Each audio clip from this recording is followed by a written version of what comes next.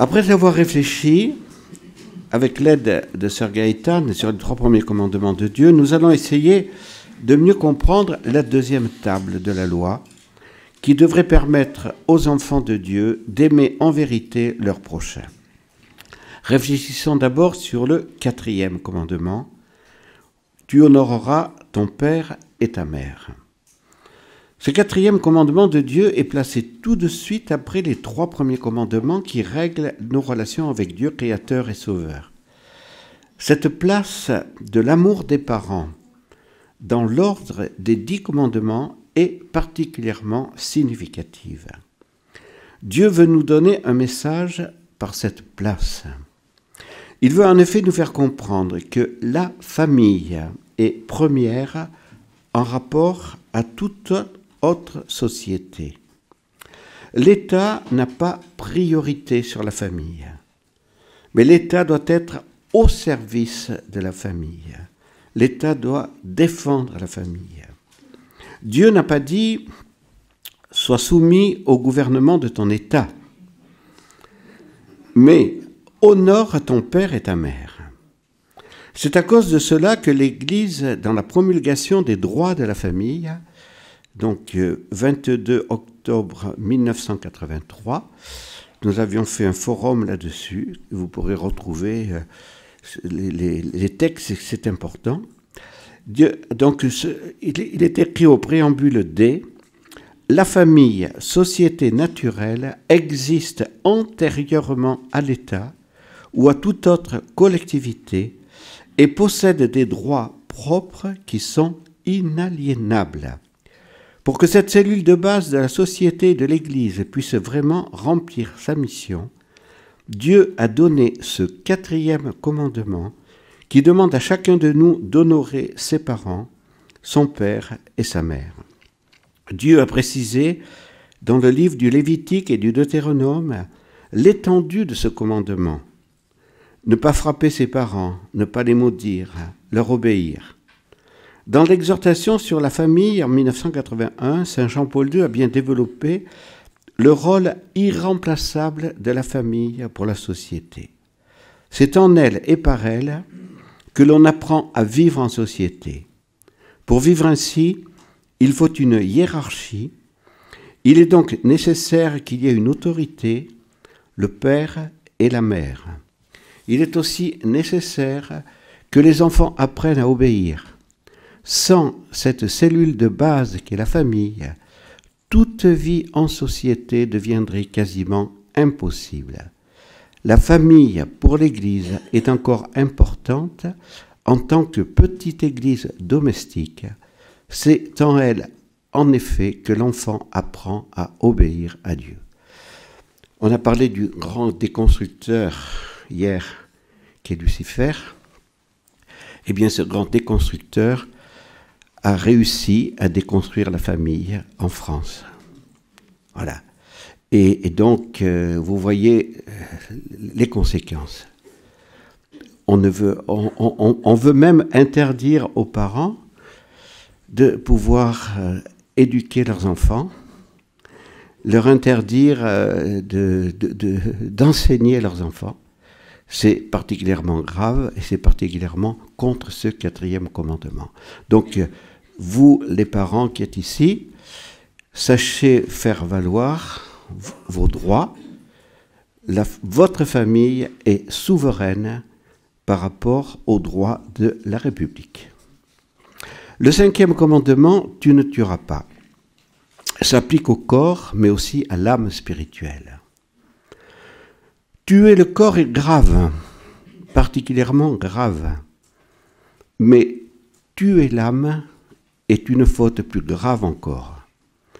Jésus a été très sévère pour ceux qui tuent l'âme des enfants.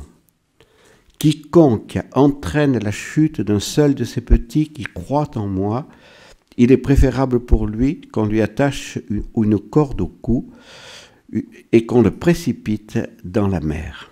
Matthieu 18, 6. Ce 5e commandement doit nous aider à faire un bon examen de conscience. Comment gérons-nous la vie que Dieu nous a donnée? Comment protégeons-nous les vies qui nous sont confiées? Pour l'époux, celle de son conjoint, celle de ses enfants. Avons-nous conscience du primat de la vie spirituelle dans l'âme? Saint Jean-Paul II, le pape de l'encyclique de l'Évangile de la vie, avait réuni les cardinaux pour leur parler de ses préoccupations. L'une d'elles était précisément le mépris de la vie dans notre monde. Il avait écrit une lettre à tous les évêques du monde pour les exhorter à s'engager sans peur pour défendre la vie. Le pape François a souvent rappelé que l'avortement est un crime. Aujourd'hui, en France, des parlementaires et des politiques, et pas simplement de gauche, veulent voir inscrite pour toujours dans la Constitution de la Ve République le droit à l'avortement. Des pressions médiatiques veulent convaincre les Français que l'euthanasie est un acte d'amour et qu'il faut donc le légaliser. Comment est-il possible en 2022 que nos sociétés libérales qui ont fait tant de progrès techniques extraordinaires aient pu oublier à ce point et mépriser ce 5e commandement? Sainte Mère Teresa disait: s'il est permis de tuer un enfant innocent dans le sein de sa maman, personne ne pourra empêcher de tuer une autre personne créée à l'image et ressemblance de Dieu. La paix dans le monde est impossible sans le respect du 5e commandement et sans la proscription absolue de l'avortement. Dieu veut la famille, il veut aussi que les hommes du monde entier soient unis comme en une seule famille.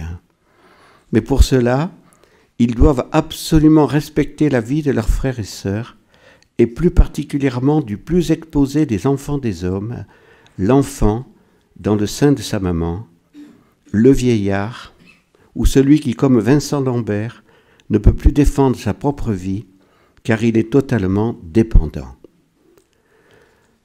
Comment se fait-il que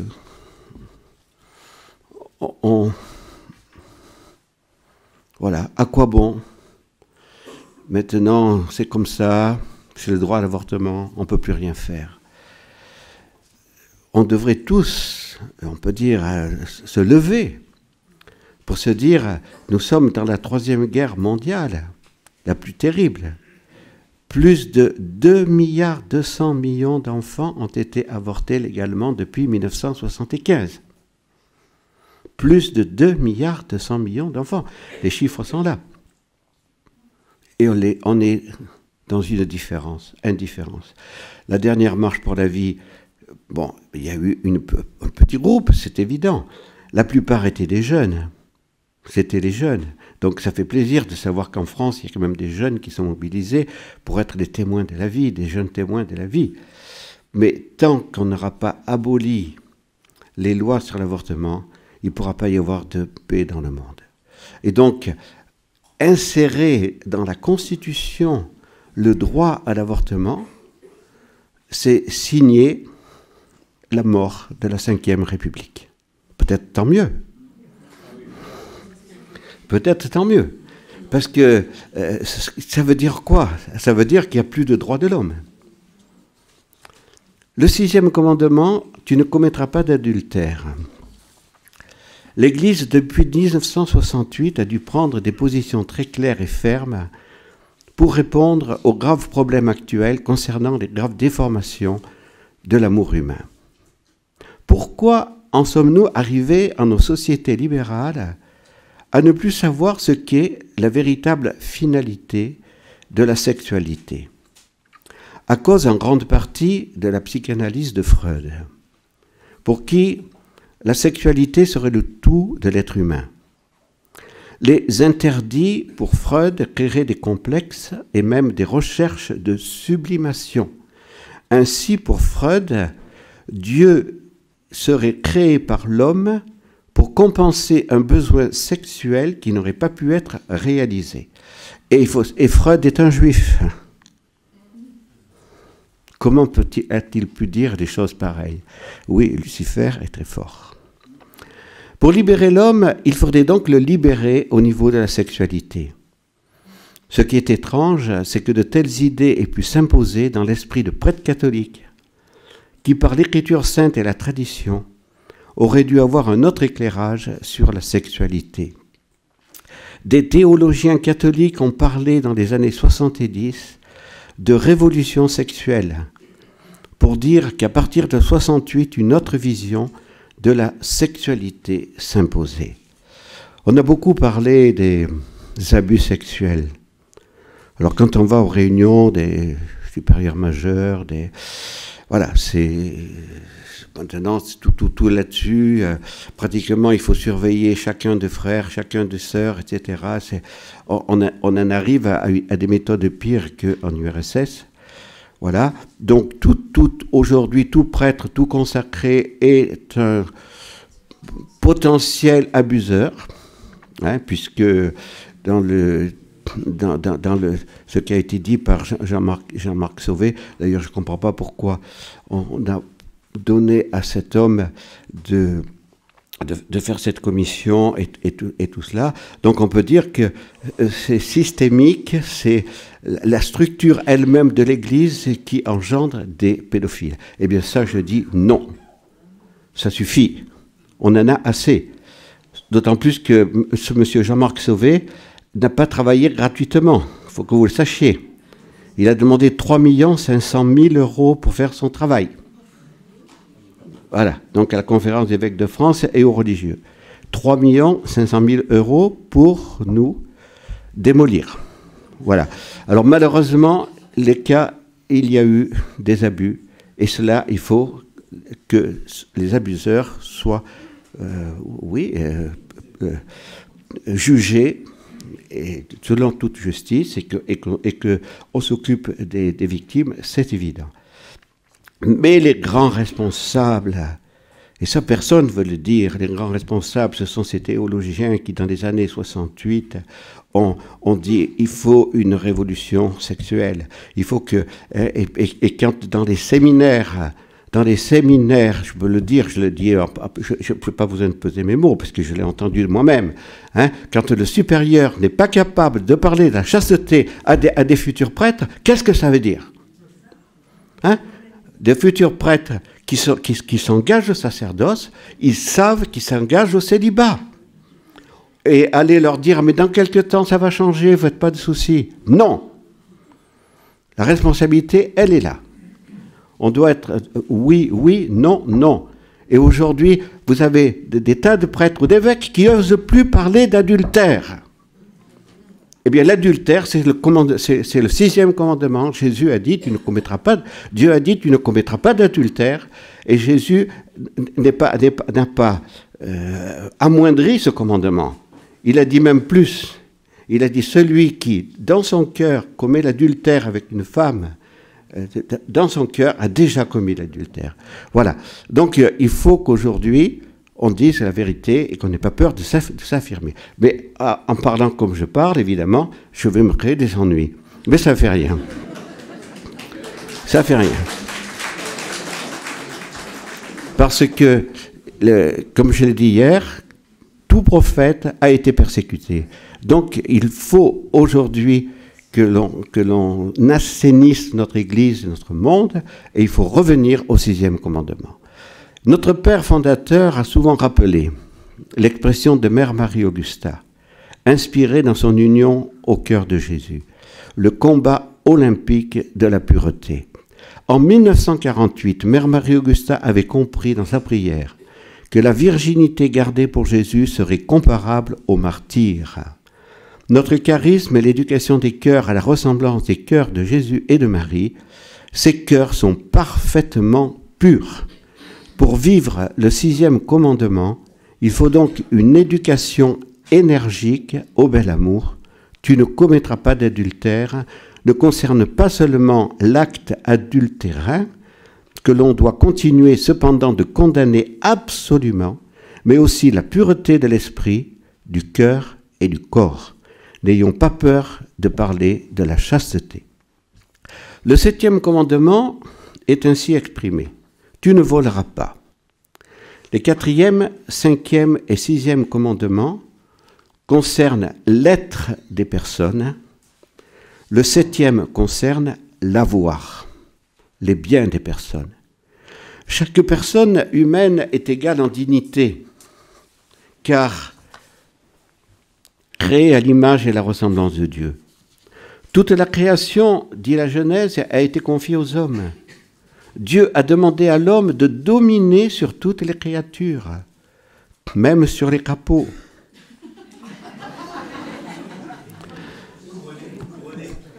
Même pour que chaque homme puisse posséder ce qui lui est nécessaire pour vivre, la propriété privée est nécessaire.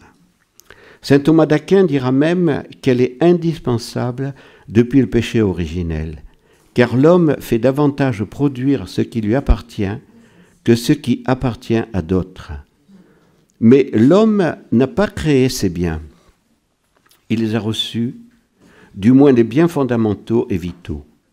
Il doit donc y avoir un sage équilibre à trouver entre propriété privée et destination universelle des biens de la création. Par son travail, en outre, l'homme répond au plan de Dieu créateur et donne une plus-value aux biens de la création.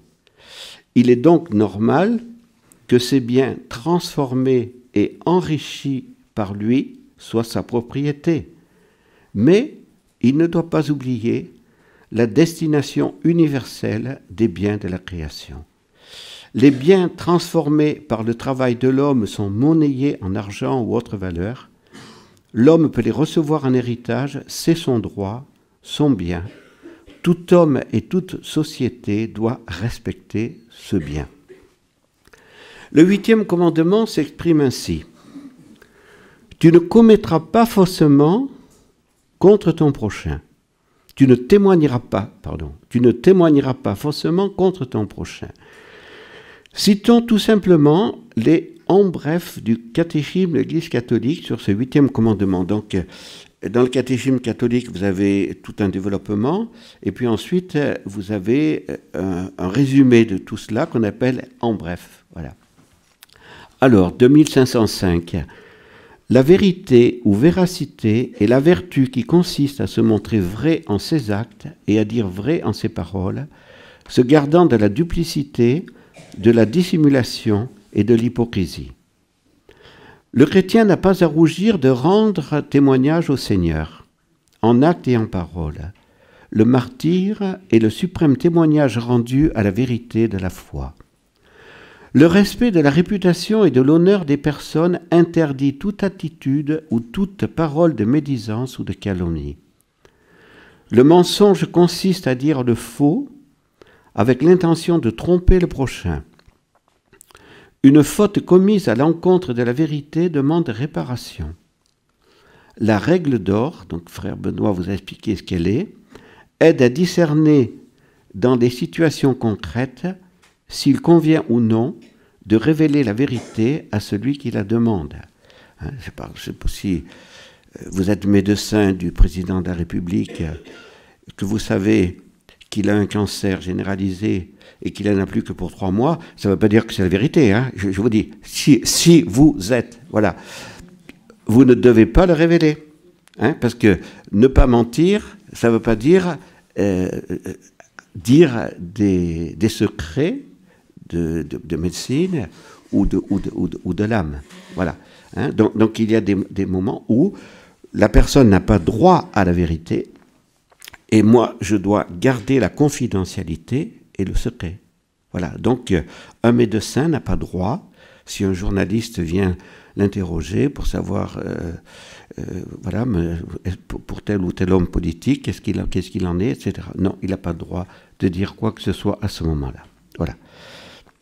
Donc, le secret sacramentel est inviolable. Les secrets professionnels doivent être gardés. Les confidences préjudiciables à autrui n'ont pas à être divulguées. Hein, on parle de ce saint, je ne me rappelle plus si c'était... je ne sais pas lequel c'était. Voilà, donc on le recherchait pour le mettre à mort, Et donc il était sur un bateau et les ennemis arrivent en demandant où il se trouve. Alors il a simplement répondu, il n'est pas loin. Il n'a pas menti, il n'est pas loin. Voilà, donc je pense que vous êtes suffisamment habile pour savoir... voilà, il faut bien interpréter les choses. La société a droit à une information fondée sur la vérité, la liberté, la justice. Il convient de s'imposer modération et discipline dans l'usage des moyens de communication sociale. En ce monde où le mensonge est si répandu, soyons les témoins du 8e commandement et ne nous laissons pas abuser par le père du mensonge qui est Satan. Voilà. Alors, aujourd'hui, c'est sûr que nous sommes...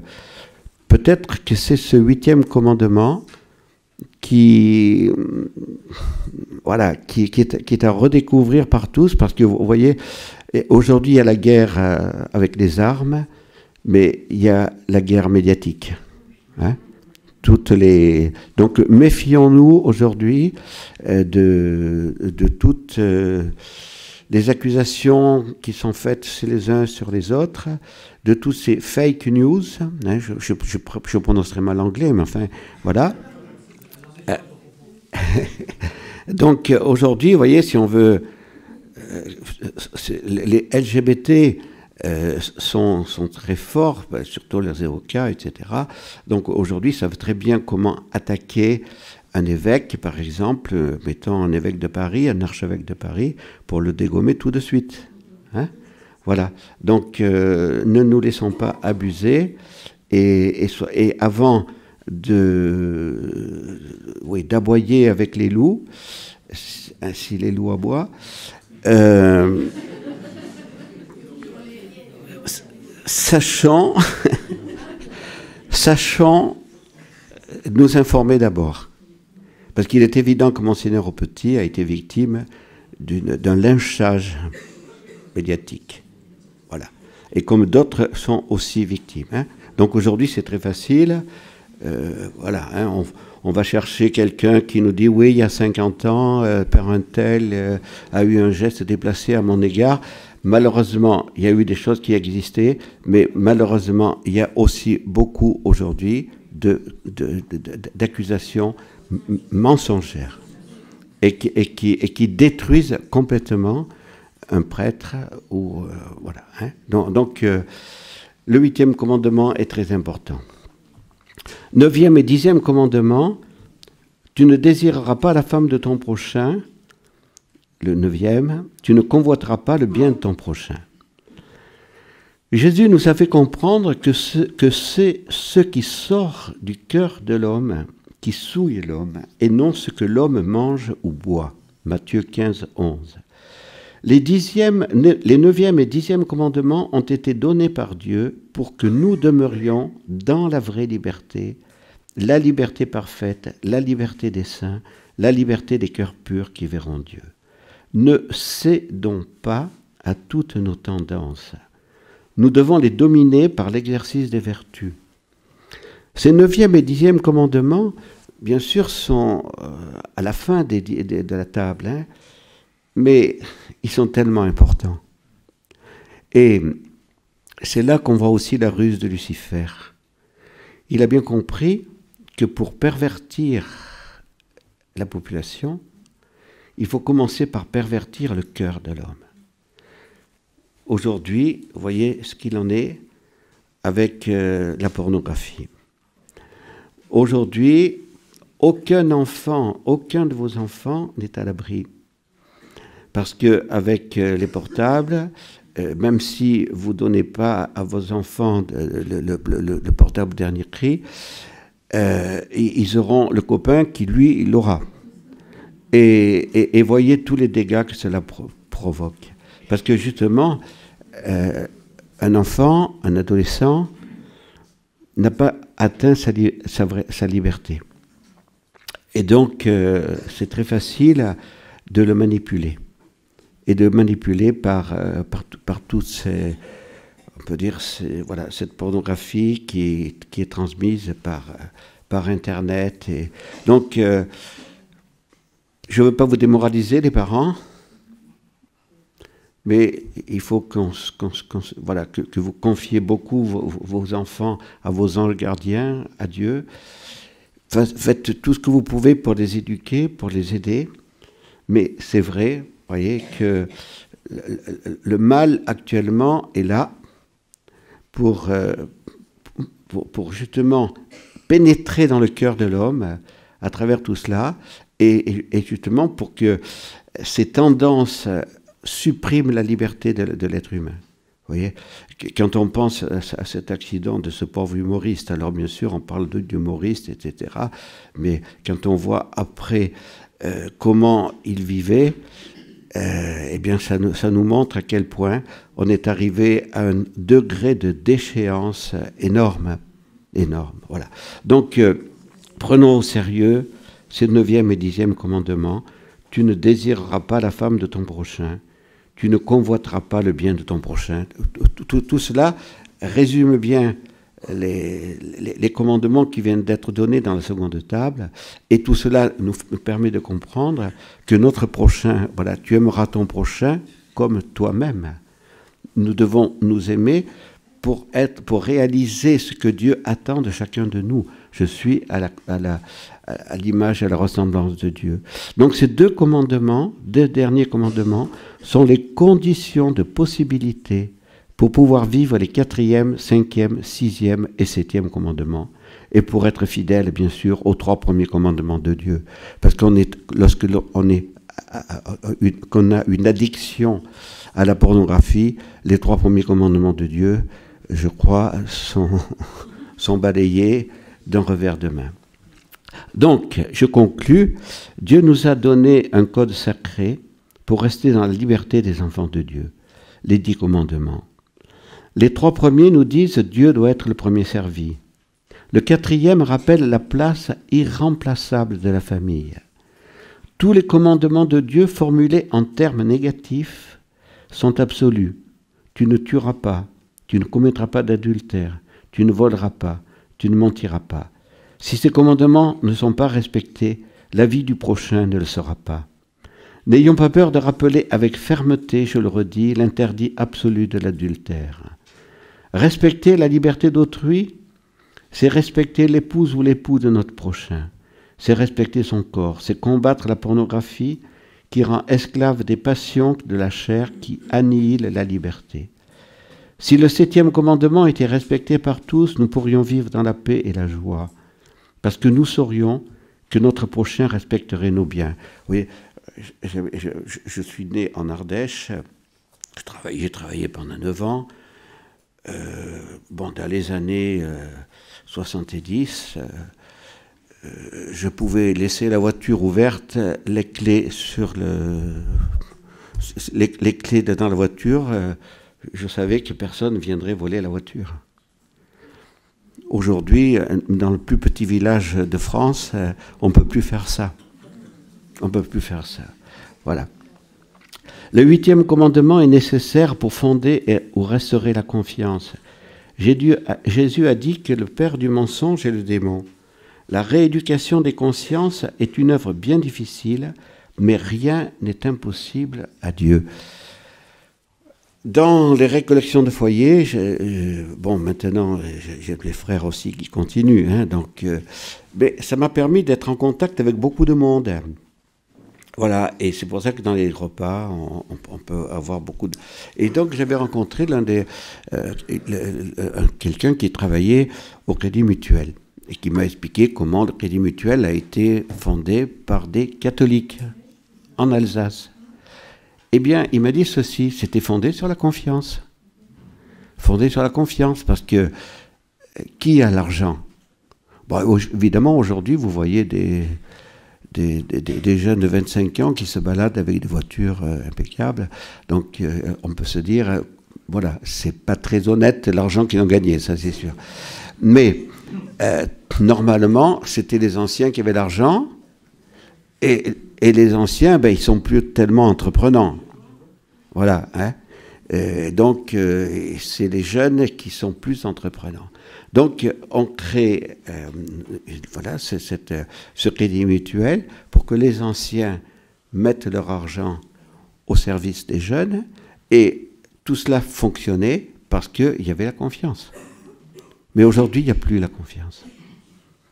Parce qu'aujourd'hui, même le banquier se fait avoir. Tu ne mentiras pas, ça n'existe plus aujourd'hui pour les gens. Donc, vous voyez combien c'est important, le respect du 8e commandement pour la confiance. Et puis ensuite, voilà, les 9e et 10e commandements sont comme des conditions de possibilité des commandements concernant l'amour du prochain. Témoignons sans peur de ce qui a fait la grandeur de la France, son alliance avec la sagesse éternelle, dont les fondamentaux sont exprimés dans les 10 commandements de Dieu. Monseigneur Aupetit disait « La reconstruction d'une société fraternelle procède de la reconnaissance d'une paternité commune. La foi en Dieu le Père qui nous apprend à nous aimer les uns les autres a façonné l'âme de la France. L'oubli de Dieu nous laisse déboussolés et enfermés dans l'individualisme et le chacun pour soi, concluait encore Monseigneur Aupetit. La paix de notre nation ne peut naître que de la justice. Saint Joseph est appelé par Saint Matthieu l'homme juste parce qu'il a parfaitement obéi à la loi de Dieu. Soyons justes en obéissant au commandement de Dieu avec la grâce de Dieu. Soulignons encore la place de la famille dans l'ordre des 10 commandements, le 4e commandement. On aurait dû dire, mais pourquoi tu ne tueras pas, tu ne voleras pas, tu n'as pas été mis avant? Non, le 4e commandement. Pourquoi? Parce que l'humanité créée par Dieu est une famille. Elle n'est pas un agglomérat d'individus. L'homme doit respecter la structure familiale. Et M. Hollande est gravement responsable. Parce que le mariage pour tous, Mme Taubira l'avait bien dit, c'est l'accomplissement de la destruction de la famille. C'est l'accomplissement, voilà, de tout ce qu'on a dit hier soir, hein, parce que en déstructurant la famille, on déstructure complètement la société et le plan de Dieu. L'homme doit donc respecter la structure familiale. L'enfant doit être éduqué par un père et une mère qu'il aime et à qui il doit obéir. C'est inimaginable que des responsables d'église se posent la question si pour le baptême, on va parler de parent 1 et parent 2. Inimaginable. Il faut que vous hurliez. Il faut dire que c'est plus possible. Voilà. L'homme et la femme sont faits pour aimer. Nos modèles parfaits sont Jésus et Marie. Aimer, c'est tout donner et se donner soi-même. Oui, les 10 commandements de Dieu peuvent être résumés à la suite de Jésus par le double commandement de l'amour envers Dieu et envers son prochain. Marc 12, 28, 34. Les commandements sont donc en vue de l'amour de Dieu et du prochain.